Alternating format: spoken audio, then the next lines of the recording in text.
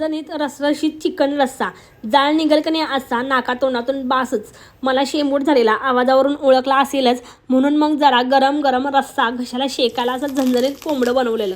फार काय नाही करायचं, तेलाची बुदली कढईत रिकामी करून घ्यायची आहे. मग गावभराचे खडे मसाले, कढीपत्ता, जिरे, मिरच्या तडतडू द्यायच्या. मिरच्या जरा जास्त टाकायच्या. बारीक कट केलेले 2 कांदे परतवायचे आहेत. अद्रक लसूणची पेस्ट, 1 पिकलेला टमॅटो भाजून घ्यायचा. मग पावडर मसाले ॲड करायचे. ह्यामध्ये सुद्धा तिखट 1 चमचा जास्तच टाकायचं, म्हणजे असं झणझणीत बनते. त्यानंतरनं आता चिकन मी आधीच मॅरिनेट करून घेतलं होतं. अर्धी वाटी दही, पावडर मसाले सर्व आणि लिंबू पिळून मॅरिनेट केलेलं.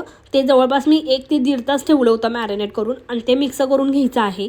छानसं परतवून चिकनला पूर्ण पाणी सुटून द्यायचं, झाकण ठेवायचं आहे. नंतर पाणी टाकून पुन्हा शिजवायचं. बघा कसं झणझणीत असं छान मस्त रसरशीत बनते का नाही, बासच. ट्राय करून पहा ही रेसिपी.